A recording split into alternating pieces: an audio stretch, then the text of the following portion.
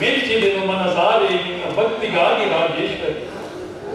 ಮತ್ತೆ ನೋಡು, ಕನಕಾದ್ರಿಯ ಇಂದ್ರಾದಿ ಶಾಪಿಮುಖದಿಂದ ಚಂಡಮಾರುತವೆಂಬ ಭಯಂಕರವಾದ ಬಿರುಗಾಳಿಗೆ ಸಿಲುಕಿ ಮೊರೆದೇಳುವ 2 ಪಾತಾಳ ಸರ್ಪಗಳೆಂಬ ಮೋಡಗಳ ಮಧ್ಯದಲ್ಲಿ ಕವಗವಿಸುತ್ತಿರುವ ಮಿಂಚುಗಳ ಹೆಣಿಗೆಯಂತೆ ಗಂಗಾ ಪ್ರವಾಹದಂತೆ ತನ್ನೆರಡು ಸೊಂಡಿಗಳ ಮಧ್ಯದಲ್ಲಿ ತುಂಬಿರುವ ಮುತ್ತುಗಳೆಂಬ ನೀರನ್ನು ಮೇಲಕ್ಕೆ ಸಿಗುತ್ತಿರುವ ಆ ನೀರಾಗಗಳು. ಹೌದು ರಾಜೇಶ್ವರ, ಆ ಮಾನಸ ಸರೋವರು ನನ್ನ ಬಿಟ್ಟು ಬಂದಿದ್ದ ಕಲ್ಯಾಣ ಮಂಟಪದ ಸೊಬಗನ್ನೇ ಧಿಕ್ಕರಿಸುತ್ತಿದೆ. ಅದೇ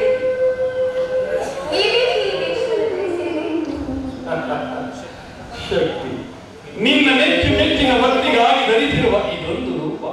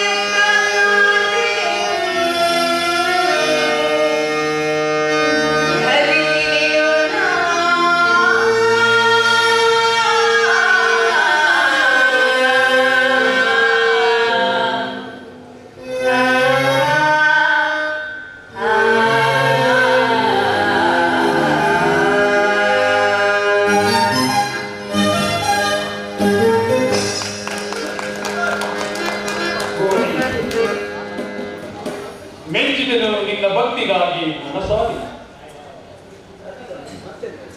ಮತ್ತೆ ನೋಡು,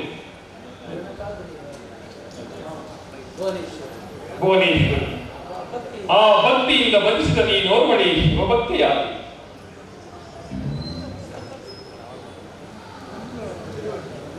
ಬಂದಿದ್ದೆ ಭಾಗಿಸಲಿಲ್ಲ ನೇನದು ಆದಿಪುರುಷನಾಗಿ ಅನಂತ ರೂಪವನ್ನು ಹೊತ್ತು ಮೆರೆದಿರುವ ಸ್ವಾಮಿ ನಿನ್ನ ನೆಲೆಯಲ್ಲಿ ಕಂಡವರಾದ ಸ್ವಾಮಿ. ನೀ ಕಾಣಲಿಲ್ಲವೇ ಪರಮೇಶ್ವರಿ? ಅಂದಿನ ದಿವಸ ಬಹು ವೈಭವದಿಂದ ನೀನು ಭಸ್ಮ ರುದ್ರಾಕ್ಷಿಗಳಿಂದ ಅಲಂಕಾರ ಭೂಷಿತರಾಗಿ ನನ್ನನ್ನು ಭಜಿಸಲು ನಾನಂತೆ ನಿನಗೊಂದು ರೂಪವನ್ನು ನಿನ್ನ ಪ್ರೇಮಕ್ಕಾಗಿ. ಹಾಗಾದರೆ ನಿಮ್ಮ ನಿಜ ರೂಪವನ್ನು ಕಾಣುವ ಬಗೆ ಹೇಗೆ ಶಂಕರ? ಆ ಭಕ್ತಿಯಿಂದಲ್ಲದೆ ಕಾಣಬಾರದ ನನ್ನ ನಿಜರು ಭಕ್ತಿಯಿಂದ ವರಿಸಿದಾತನಿಗೆ ಕೈಲಾಸವಾಸ ರಾಜೇಶ್ವರಿ.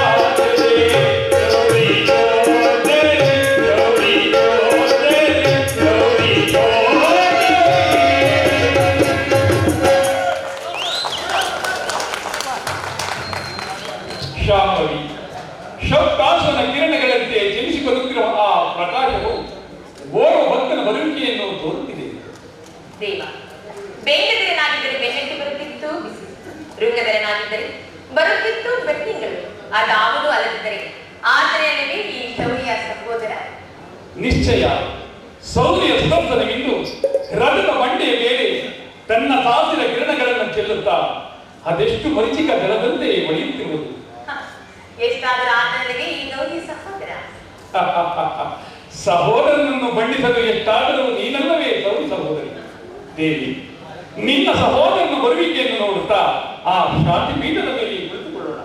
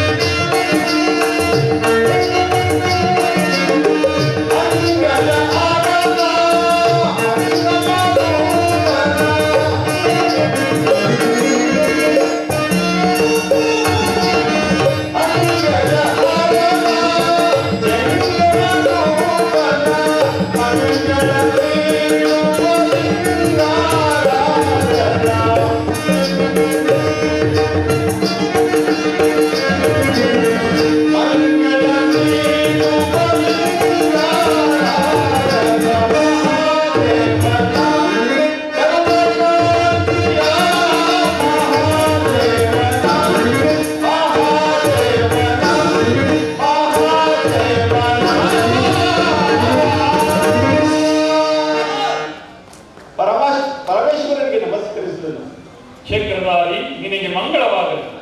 ಅಣ್ಣ, ಬಹು ಸಂಭ್ರಮದಿಂದ ಕೈಲಾಸಕ್ಕೆ ಬರಲು ಕಾರಣವೇ? ದಯಮಾಡಿ ಕುಳಿತುಕೊಳ್ಳಿ.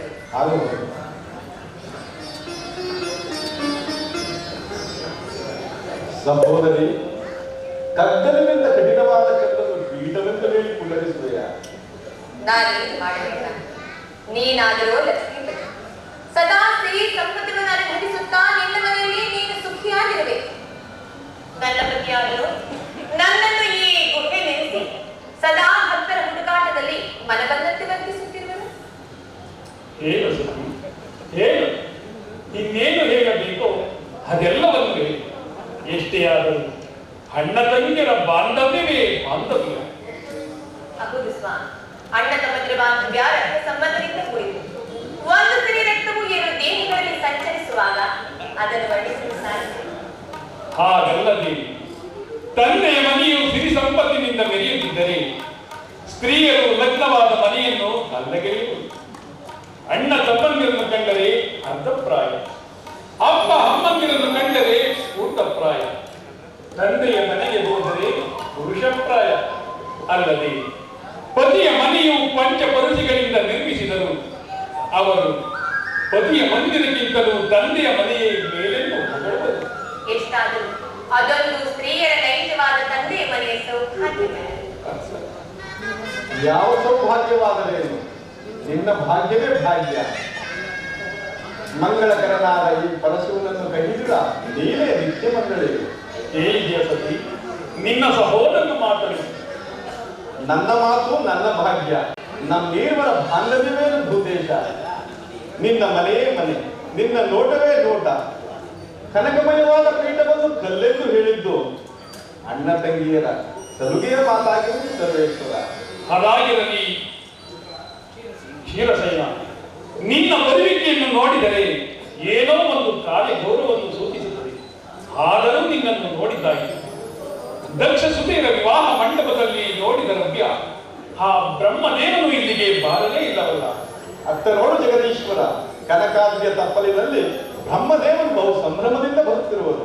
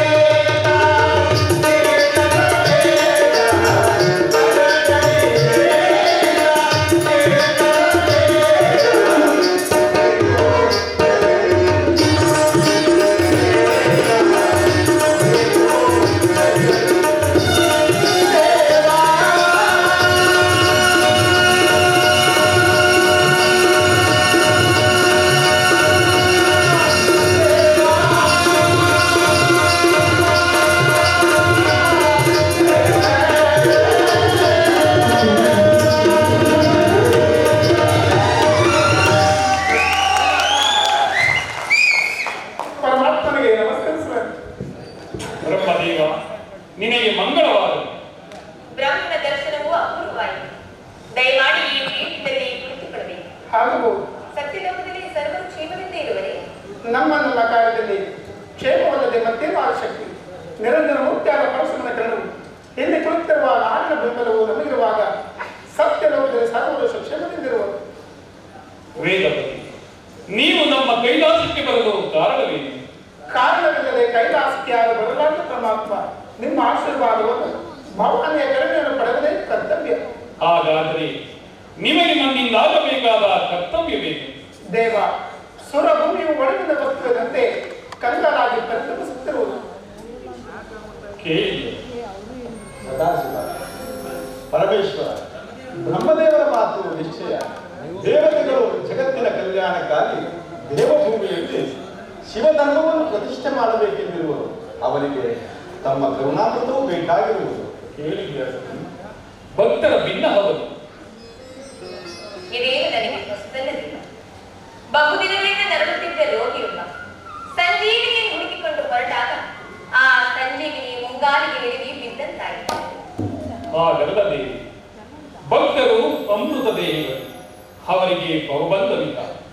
ಇಹದಲ್ಲಿ ಪರದಲ್ಲಿ ಕೈಲಾಸದಲ್ಲಿ ಆ ಭಕ್ತಿಯನ್ನು ಅರಿತವನೇ ಭಾಗ್ಯವಂತನು. ಅವರು ನಿನಗಿಂತಲೂ ನನಗೆ ಕರಹಿತರಾಗಿದ್ದಾರೆ. ನನಗಿಂತಲೂ ನಿಮಗೆ ಭಕ್ತರೇ ಕರಹಿತರಾದ ಮೇಲೆ ನೀವು ನನ್ನನ್ನೇ ವಿವಾಹವಾದ್ರಿ? ದೇವಿ, ಜಲದ ಮೇಲಿರುವ ತಾವರೆಯಂತೆ ನಿನ್ನನ್ನು ವಿವಾಹ ಮಾಡಿದನು. ನೀನರಿತಿಲ್ಲವೇ ರಾಜೇಶ್ವರಿ? ಭಕ್ತರಾದ ಶರಣಸತಿ ಲಿಂಗಪತಿ ಎಂಬ ವೇದದೋಷವನ್ನು. ಧನ್ಯರಾದ. ಹೌದು, ಅದಕ್ಕಾಗಿಯೇ ಸರವಣ ತೀರದಲ್ಲಿ ಶಿವಶಸ್ತ್ರ ಯಾಗವನ್ನು ಮಾಡುತ್ತಿರುವರು. ನೀವು ಅಲ್ಲಿಗೆ ದಯಮಾಡಿಸಿ ನಮ್ಮ ಅಗ್ರ ಪೂಜೆಯನ್ನು ಕೈಗೊಳ್ಳಬೇಕೆಂದು ಬೇಡಬೇಕು. ಪರಮೇಶ್ವರ ಪಟ್ಟಕ್ಕೆ ದಯ ಮಾಡಬೇಕೆಂದು ಬೇಡಿಕೊಳ್ಳಲು. ತಥಾಸ್ತು.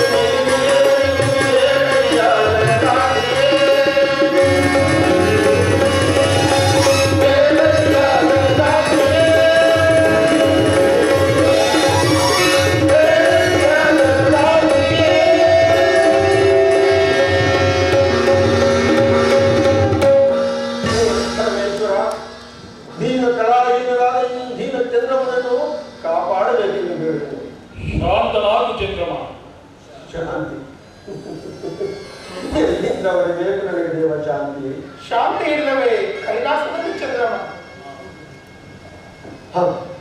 ಈಗ ನೀನ ಶಾಂತವಾಗಿ ಕಮ್ಮಾರನ ಕಬ್ಬಿಣದ ಉರಿ ಜ್ವಾಲೆಯಿಂದ ಉರಿಯುತ್ತಿದ್ದರಿಂದ ಉದರಾಗ್ನಿಯು ಪರಮೇಶ್ವರನ ಪಾದಸ್ಪರ್ಶದಿಂದ ಶಾಂತವಾಗಿ. ನಿನಗಾಗಿದೆ ಈ ಪರಿಭವ ಯಾರಿಂದ ನಡೆಯಿತು? ಸ್ವಾಮಿ, ಇದೊಂದು ತಾನಾಗಿಯೇ ಸಂಭವಿಸಿದ ಆ ದಕ್ಷ ಬ್ರಹ್ಮನ ಶಾಪ. ದಯಮಾಡಿ ಕಾಪಾಡಬೇಕೆಂದು ಬೇಡುವೆನು. ಭಯಪಡಬೇಡ ಶ್ರೀಪತಿ. ನಿನ್ನನ್ನು ಧರಿಸುವೆನು ನನ್ನ ಜಗಾಜಗಾಗ್ರವಾದದಲ್ಲಿ.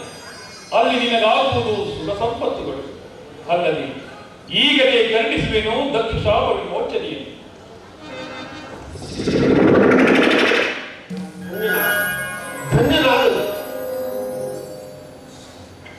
ಚಂದ್ರಮ, ನಿನ್ನ ಗಗನ ಮಾರ್ಗ ದಿನಚರಿಯ ಸಂಚಾರದಲ್ಲಿ ಪ್ರತಿಯೊಂದು ದಿನವೂ ಒಂದೊಂದು ಕಡೆ ಎತ್ತಿ ಶುಕ್ಲ ಪಕ್ಷದಲ್ಲಿ ಷೋಡಶ ಕಲಪೂರ್ಣ ಚಂದ್ರಮನಾಗಿ ಮೆರೆದು ವಿಖ್ಯಾತನಾದ.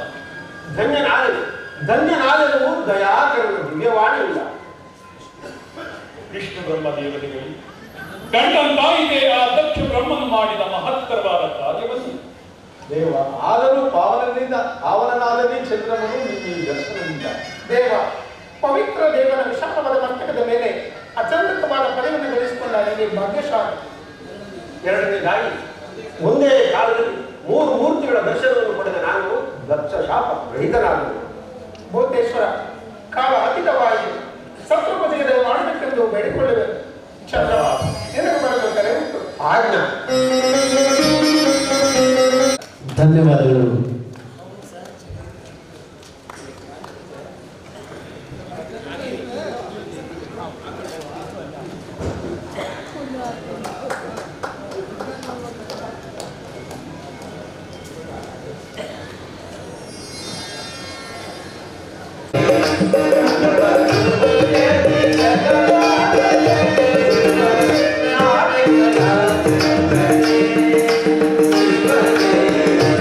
Bye.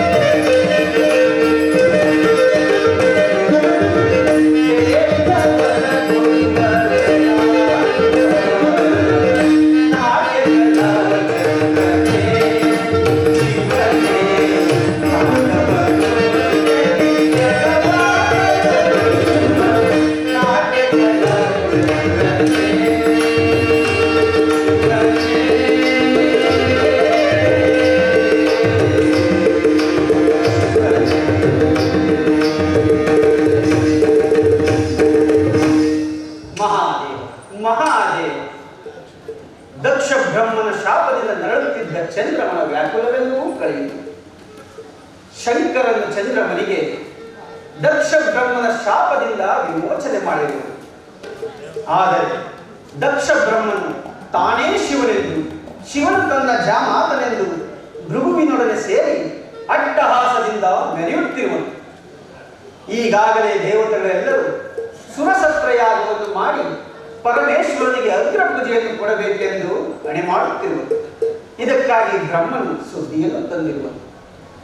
ಈಗ ಶ್ರೀಮನ್ನಾರಾಯಣನು ಪರಮೇಶ್ವರನನ್ನು ಕರೆದುಕೊಂಡು ಶರವಣ ತೀರದಲ್ಲಿ ನಡೆಯುತ್ತಿರುವ ಸುರಸತ್ರ ಯಾಗಕ್ಕೆ ಭೃಗು ಋಷಿಯ ಆಶ್ರಮದ ಮಾರ್ಗವಾಗಿ ಹೊರಟಿರುವರು. ಪಾದದಲ್ಲಿ ಕಣ್ಣುಳ್ಳ ಭೃಗು ಋಷಿಯಾದರೂ ದಕ್ಷ ಬ್ರಹ್ಮನ ದುರಹಂಕಾರಕ್ಕಿಂತ ಸಹಸ್ರಾರು ಪಟ್ಟು ಹೆಚ್ಚಾಗಿ ತನಗೂ ಪಾದದಲ್ಲಿ ಕಣ್ಣುಗಳಿವೆ ಎಂದು ಮೆರೆಯುತ್ತಿರುವನು. ಇದರಿಂದ ಮುಂದೇನಾಗುವುದು ಅದನ್ನು ತಿಳಿದುಕೊಂಡು ನಾನು ಮುಂದಿನ ಕಾರ್ಯದಲ್ಲಿ ವರ್ತಿಸಬೇಕು. ಮಹಾದೇವ ಮಹಾದೇವ ಪ್ರಣವಸ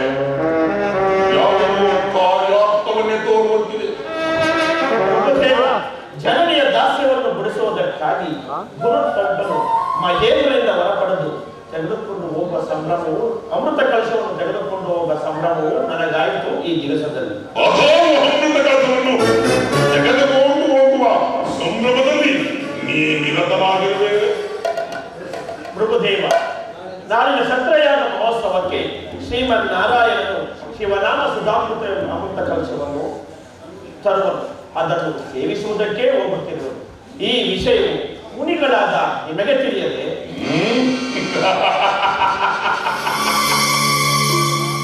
ತಿಳಿದಿದ್ದರು ತಿಳಿದವು. ಮಕ್ಕಳು ಕಟ್ಟಾಡುವ ಕಟ್ಟಿಯಂತೆ ದೇವತೆಗಳು ಊಡಿರುವ ಅದೊಂದು ಆಟ. ಸ್ವಚ್ಛಯಾಗ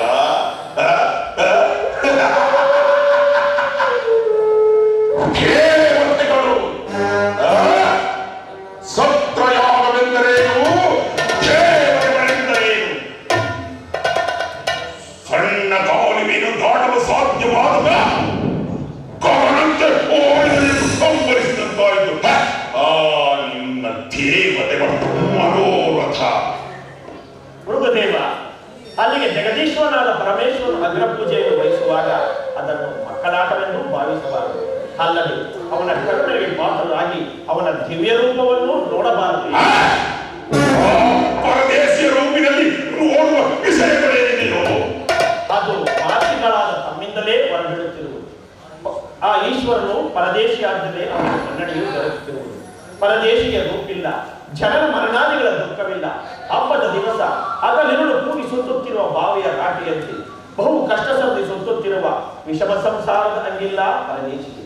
ಯಕ್ಷ ದಿವ್ಯ ಕರ್ಮಗಳನ್ನು ಬಳಿದುಕೊಂಡು ಶೃಂಗಾರ ಭೂಷಿತನಾಗಿ ಮೆರೆಯಬೇಕೆಂಬ ಡಾಂಬಿಕನಂಗಿಲ್ಲ ಪರದೇಶಿ. ಪರದೇಶದ ಸುಖವನ್ನು ಬಯಸುವವರಿಗೂ ಪರಮೇಶ್ವರನು ಪರದೇಶಿಯಾಗಿ ಕಾಣಿಸುವ ಇರುವೆಯ ಕಣ್ಣಿಗೆ ಸಾಧುವಿಯೂ ಕೊಡಲಾದಂತೆ ಘೋಸ್ವಾದ ಕಿಲಾಟಲು ಕಲ ಕಣ್ಣಿಗೆ ಮೋಹ ಸಮುದ್ರವಾದಂತೆ ಸದಾ ಹೊರಗುಟ್ಟುವ ಕಪ್ಪೆಯು ಆಳದಿಂದ ಕಾಮಾವಿಗೆ ಬಿದ್ದು ಈ ದಾರಿ ಅದನ್ನೇ ಬ್ರಹ್ಮಾಂಡವೆಂದು ನಿನ್ನ ಪರಶಿವನು ನಿನಗೆ ಉತ್ತಮನೇ ಹೊರತು ಮಗನಲ್ಲ. ದೇವ ರಸದಲ್ಲಿ ಇಕ್ಷು, ವಿಷದಲ್ಲಿ ಆಲಾಲವೆಂಬಂತೆ ಹೆಸರಾಂತ ಪರಮೇಶ್ವರನನ್ನು ನಿರಾಕರಿಸಬಾರದು. ಕಾಲಾತೀತವಾಯಿತು, ನಾನಿನ್ನು ಹೊರಡುವೆನು.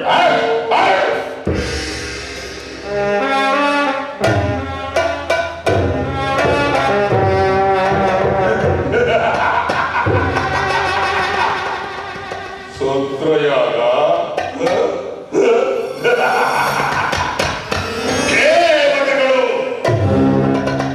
ಸತ್ರಯಾಗವೆಂದರೇನು, ದೇವತೆಗಳೆಂದರೇನು? ಕಾವ್ಯಕ್ಕೆ ಕಣ್ಣೆಂದು ತಲೆಯನ್ನು ಸಾಲದೆಂದು ಒಂದು ಎಣ್ಣನ್ನು ನೋಡಲು ಹಲವಾರು ಕಣ್ಣುಗಳನ್ನು 4 ತಲೆಗಳನ್ನು ಧರಿಸಿರುವ ವೈದಿಕನಾದ ಬ್ರಹ್ಮ ತೆರೆಯ ಮರೆಯ ಸಾಂಗಡಿಯಂತೆ ಯಾವಾಗಲೂ ಕ್ಷೀರ ಸಮುದ್ರದಲ್ಲಿ ತಡತ್ವದಿಂದ ಬರೆದಿರುವನ ಇವರನ್ನು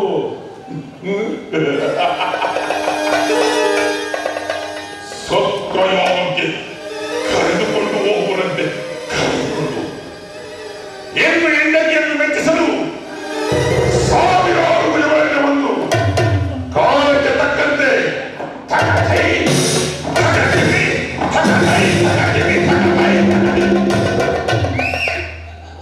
ಎಂದು ಕುಣಿಯುವ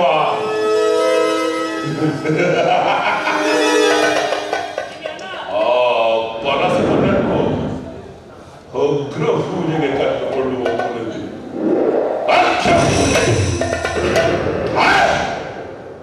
ಆ ಪರಶಿವನಿಗೆ ಅಡಿಯಲ್ಲಿ ಕಣ್ಣುಂಟು, ನನಗೆ ಪಾದದಲ್ಲಿ ಕಣ್ಣುಂಟು. ಆದ್ದರಿಂದ ಪರಶಿವನಿಗೆ ನಾನು ಸರಿ ಸಮಾನ. ಇನ್ನು ವಿಷ್ಣುವನ್ನು ವಿವೇಚಿಸದೆ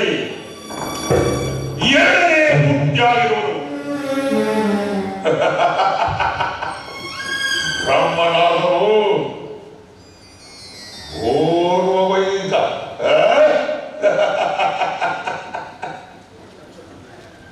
ತತ್ಸ ಬ್ರಹ್ಮನೇ ಮೊದಲಾದವರು ನನಗೆ ಶಿಷ್ಯಂದಿರು.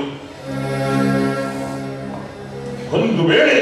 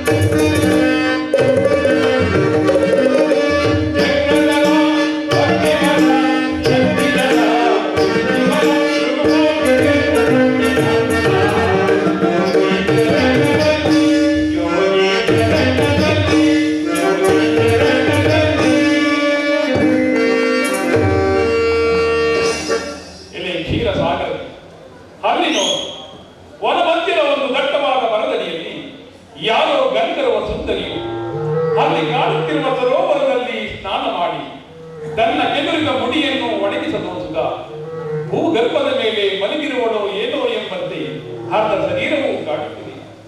ಅತ್ತ ನೋಡು ಜನಾರ್ದನ, ಯಾವುದೋ ಒಂದು ಜಿಂಕೆಯು ಆ ಸರೋವರದಲ್ಲಿ ಸ್ನಾನ ಮಾಡಿ ಮಿಂದು ಹೀಗಾಡಿದ ಸಂತಾಪವನ್ನು ಸಹಿಸಲಾರದೆ ತನ್ನೆರಡು ಕಾಲುಗಳನ್ನು ಮುಂದಕ್ಕೆ ಚಾಚಿ ತನ್ನ ಸುಂದರವಾದ ನಿಡುನೋಟದಿಂದ ಮತ್ತೆರಡು ಕಾಲುಗಳನ್ನು ಕಣ್ಣಿನ ಪಕ್ಕದಲ್ಲಿರಿಸಿ ಕಣ್ಣನ್ನು ಬಸರಿಸಿ ವೈರಿಗಳಾದ ಕಿರಾತರನ್ನು ನೋಡುತ್ತಿರುವುದೋ ಏನೋ ಎಂಬಂತೆ ಕಾಲಲ್ಲಿ ಅಂಟಿಕೊಂಡು ಪ್ರಜ್ವಲಿಸುವ ಕಣ್ಣಿನಿಂದ ಕೂಡಿದ ಅರ್ಧ ಶರೀರವು ಅತ್ಯಾಶ್ಚರ್ಯಕರವಾಗಿ ಕಾಣುತ್ತಿದೆ. ಸದಾಶಿವಮೂರ್ತಿ, ಈ ಪ್ರಪಂಚದಲ್ಲಿ ನಿನಗೆ ಆಶ್ಚರ್ಯಕರವಾದ ಸಂಗತಿಯೇನಿರುವುದು? ಆ ಮರದಡಿಯಲ್ಲಿ ಮಲಗಿರುವವನು ಮಹರ್ಷಿಯಾದ ಭೃಗುದೇವನಲ್ಲವೇ? ಅದು ನನಗೂ ತಿಳಿದಿರುವುದು ಜನಾರ್ದನ. ಆದರೆ ಕಾಡಿನಲ್ಲಿ ವಿಹರಿಸುವ ಗಂಭೀರವಾದ ಸಿಂಹವು ಆನೆಯ ಮಸ್ತಕವನ್ನು ಬಡಿದು ಸಾಕಾಗಿ ಒಂದು ವೃಕ್ಷದಡಿಯಲ್ಲಿ ದಕ್ಷತೆಯಿಂದ ಮಲಗಿರುವಂತೆ ಎಷ್ಟು ಗರ್ವದಿಂದ ಮಲಗಿರುವನು ಆ ಭೃಗುದೇವ. ಸರ್ವೇಶ್ವರ, ಗರ್ವವೇ ರೂಪಾಕಾರವಾಗಿ ರೂಪವೆತ್ತಿ ರೂಪಾಕಾರವಾದ ಅಹಂಕಾರ ದೇವತೆಯೊಡನೆ ಸರಸವಾಡುತ್ತಿರುವನ ಆ ಭೃಗುದೇವ. ಹೇಗಾದರೂ ಆಗಲಿ ಎಚ್ಚರಿಸುವೆನು.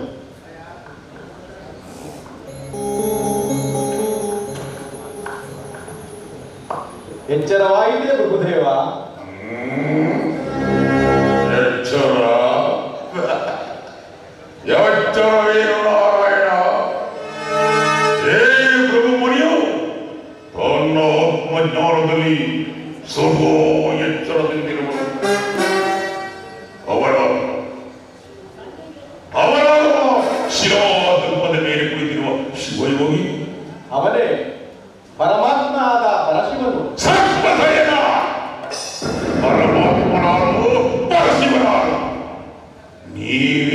ಚಿಕ್ಕವರು ನಿಮ್ಮ ಕಾಪುದು ತಿಳಿಯದು. ಅದಿರಲಿ, ಬಹು ಸಂಭ್ರಮದಿಂದ ಎಲ್ಲಿಗೆ ಹೋಗುತ್ತಾ ಇಲ್ಲಿ ಬಂದು ಕುಳಿತಿರುವಿ? ಭೃಗುದೇವ, ದೇವಗಂಧರ್ವರು ಶರವಣ ತೀರದಲ್ಲಿ ಜಗತ್ತಿನ ಕಲ್ಯಾಣಕ್ಕಾಗಿ ಶಿವಸತ್ರ ಪೂಜೆಯನ್ನು ಮಾಡುತ್ತಿರುವರು. ಆ ಯಾಗದ ಅಗ್ರಪೂಜ ದೇವನಾದ ಸಾಂಬಶಿವ ಮೂರ್ತಿಯನ್ನು ಕರೆದುಕೊಂಡು ಹೋಗುತ್ತಿದ್ದೆನು. ಹೀಗೆ ಈ ಮಾರ್ಗದಲ್ಲಿ ತಮ್ಮ ದರ್ಶನವಾಯಿತು. ನಿಮ್ಮನ್ನು ಎಚ್ಚರಿಸಿ ಆಯಾಸವನ್ನುಂಟು ಮಾಡಿದ ಗರ್ಭವೇ ಸೇರಲಿರುವ ಗೌರಿಪತಿಯೊಡನೆ ಇಲ್ಲಿಗೆ ಬಂದು ಕುಳಿತೆನು. ನಿಮ್ಮನ್ನು ಎಚ್ಚರಿಸಿ ಆಯಾಸವನ್ನುಂಟು ಮಾಡಿದ ಋಣವನ್ನು ತೀರಿಸಲು ಎಲ್ಲಿ ನಿಮ್ಮ ಚರಣವನ್ನು ಒತ್ತಿ ಮುಂದೆ ಹೋಗುವೆನು. ಬಹಳ ಸಂತೋಷ, ಬಹಳ ಸಂತೋಷ. ಮೆಚ್ಚಿದೆ ಲಕ್ಷ್ಮೀಸ. ನನ್ನ ಪಾದಾಂಗುಲಿಯ ನೇತ್ರವನ್ನು ಕಂಡು ನೀ ಧನ್ಯನಾಗಿರು. ಶಿವನ ಅಡಗಟ್ಟಿದ್ರು ಮಿಗಿಲಾದರೂ ನನ್ನ ಪಾದಾಂಗುಲಿಯ ನೇತ್ರವು ಅದನ್ನು ಸ್ಪರ್ಶಿಸಿ ನೀನು ಧನ್ಯನಾಗಿರುವೆ. ಸದಾಶಿವ ಮೂರ್ತಿಯ ನೀನೇಕೆ ಮೌನವಾಗಿ ಕುಳಿತಿರುವೆ? ಮೌನವಲ್ಲದೆ ನಿನ್ನೊಡನೆ ಮಾತೇನು ಋಷಿ? ಹಾಗಾದರೆ ನೀನು ನನ್ನೊಡನೆ ಮಾತನಾಡುವುದಿಲ್ಲವೇ? ಇಲ್ಲ, ಈ ಸದಾಶಿವ ಮೂರ್ತಿಯು ಯಾವಾಗಲೂ ನಿನ್ನಂತಹ ವಿವೇಕರಹಿತನೊಡನೆ ಮಾತನಾಡುವುದಿಲ್ಲ. ಹಾಗಾದರೆ ನೀನು ಬುರುಜಾಡನೋ? ಇಲ್ಲಿ ಕುಳಿತಿರುವ ಲಕ್ಷ್ಮೀಸ ನಾನು ವಿವೇಕರಹಿತರೆ? ಅದನ್ನು ನೀನೇ ವಿವೇಚಿಸಬೇಕು ಋಷಿ. ಕೇಳು, ಕಾಡಿನಲ್ಲಿ ದಟ್ಟವಾಗಿ ಬೆಳೆದಿರುವ ಬಿದಿರುಗಳು ಒಂದಕ್ಕೊಂದು ದಿಕ್ಕಾಡಿ ಅದರಿಂದ ಉಂಟಾದ ಅಗ್ನಿಯು ಇಡೀ ಕಾಡನ್ನೇ ದಹಿಸುತ್ತದೆ. ವಿಷಯಾನಂದಗಳು ನಿನ್ನ ಜೀವಾತ್ಮನ ಪೊರೆಯ ಮೇಲೆ ಭಯಂಕರವಾದ ಹಾವಿನ ಮೈಬಣ್ಣವನ್ನು ಮುಚ್ಚುವ ಉತ್ತದ ಮಣ್ಣಿನಂತೆ ದಿನೇ ದಿನೇ ನಿನ್ನ ರಾಜಸ ಗುಣಗಳೆಂಬ ಅಹಂಕಾರವು ನಿನ್ನ ಮೈಬಣ್ಣವನ್ನು ಮುಚ್ಚುತ್ತದೆ. ಯಾವಾಗಲೂ ಮಮತೆಯಿಂದ ತರಗೆಲೆಯನ್ನು ತಿನ್ನುವ ಮೇಕೆಯು ತುಪ್ಪದ ಸವಿಯನ್ನು ಬಲ್ಲದೆ. ಮಹಾತ್ಮ ಭೃಗುಷಿ ಎಂದು ಹೆಸರಾಂತ ನಿನ್ನ ಅಹಂಕಾರವು ಎಲ್ಲವನ್ನು ಕಡಿದ ಎಬ್ಬನಿಯು ಕಬ್ಬನ್ನು ವಹಿಸಿದಂತಾಯಿತು.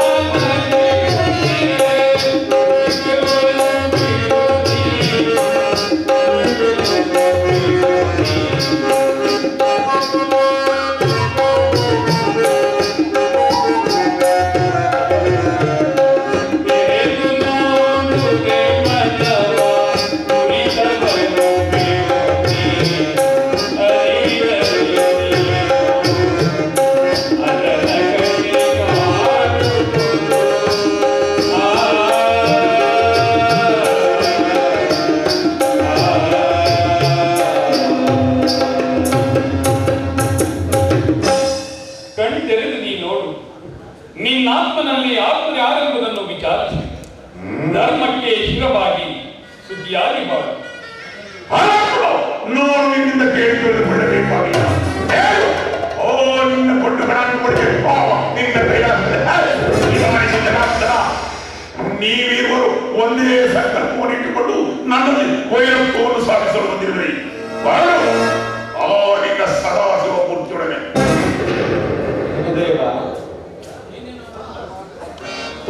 ಆದರಲ್ಲೇ ಹೆಣ್ಣು ಕಳಚಿ ಬೀಳುವುದೇ. ಹೊರಡುವೆನು ಒಂದೆರಡು ಗಳಿಗೆಯಲ್ಲಿ. ಬಾ ಕೌಸ್ತುಭರಾಜ, ತಡು ಮಾಡಬೇಡ.